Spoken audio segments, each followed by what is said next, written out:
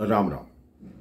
जैसा कि मैं पिछले प्रसंग में राजा रघु के विषय में बता रहा था कि रावण ने 50 कोस दूर जाकर देखा एक शेर एक गाय के पीछे भाग रहा है और उसका मार्ग बार बार जल से अवरुद्ध हो जाता है, गाय उससे दूर निकल जाती है। रावण मन में सोचता, इतना मायावी तो मैं भी नहीं कि जल यहां डालूं और उसका असर 50 कोस दूर हो। रावण कहता है मुझे इस राजा की भक्ति भंग करनी पड़ेगी। उसने जाके अयोध्या में उपद्रव मन मचा दिया। राजा रघु को वहीं बैठे ज्ञात हो गया। उन्होंने अपने धनुष पर बाण चढ़ाया और वो बाण अब जंगल में बैठे बैठे छोड़ा। अब वो बाण रावण की तरफ आने लगा। रावण अपने पुष्पक विमान पर बैठकर लंका की तरफ दौड़ा, लेकिन उस बाण ने उसका पीछा नहीं छोड़ा। लंका के महलों में भागा, अपनी महारानी मंदोदरी से बोला कि मुझे बचाओ, ये बाण मेरा पीछा नहीं छोड़ रहा। अब महारानी मंदोदरी महल के कक्ष में गई, रावण को एक संदूक में छिपा दिया। वो बाण जो था उस संदूक के चारों तरफ चक्कर लगाने लगा। मंदोदरी ने बड़ी चालाकी से वो संदूक उस कक्ष के बाहर निकाल दिया और उस कक्ष को हमेशा के लिए ताला लगवा दिया ताकि वो बाण कभी बाहर ना आ सके। लेकिन जब श्री हनुमान जी ने लंका जलाई मेरे भाई बहन, तब वो कक्ष भी जल गया और जो वो बाण था वहां से निकलकर प्रभु श्री राम के तरकश में आ गया। उसी बाण से ही प्रभु श्री राम ने रावण की मृत्यु की तैयारी की, क्योंकि रघुकुल रीति सदा चली आई, प्राण जाए पर वचन न जाए। अब प्रभु ने बाण का संधान किया। तुलसीदास जी लिखते हैं कि उस एक बाण में से 31 बाण निकले। एक रावण की नाभि में, 10 उसके शीशों पर और 20 उसकी भुजाओं पर लगे। रावण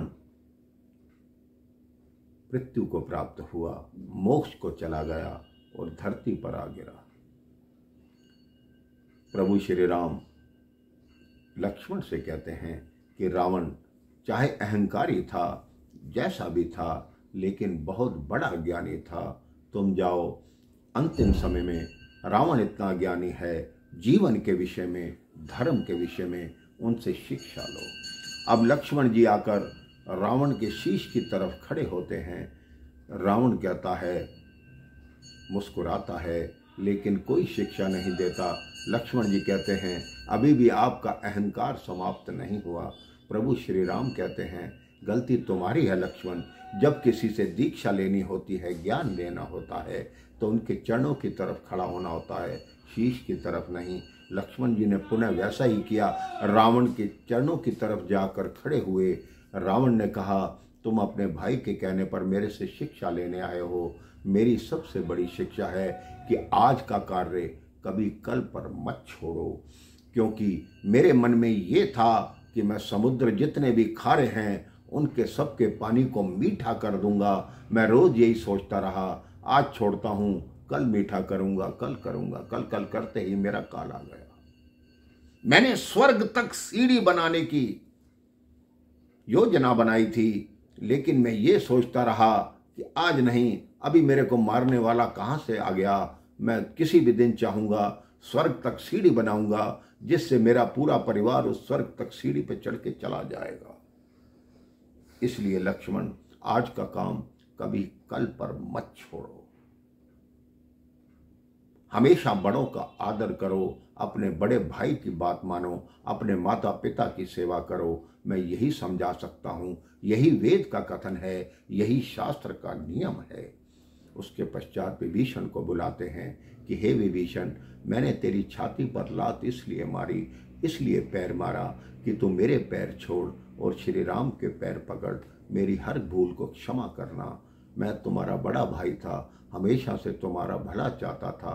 तुमने जब ब्रह्मा जी से भक्ति का वरदान मांगा तो लंका में रहकर तुम भक्ति कर नहीं पाते, इसलिए मैंने तुम्हें राम के पास भेजा। अब रावण मृत्यु को प्राप्त होता है, अपनी अंतिम श्वास लेता है। उसके नाना, उसकी पत्नियां रोती हुई वहां आती हैं तब प्रभु विभीषण जी को आदेश देते हैं कि आप जाइए और रावण के अंतिम संस्कार की तैयारी कीजिए। विभीषण वहाँ से जाकर राजकीय विधि से रावण का अंतिम संस्कार करता है। उसके पश्चात क्या होता है, किस तरह विभीषण जी को राजा बनाया जाता है, ये मैं आपको अगले प्रसंग में बताऊंगा। राम राम, जय श्री राम।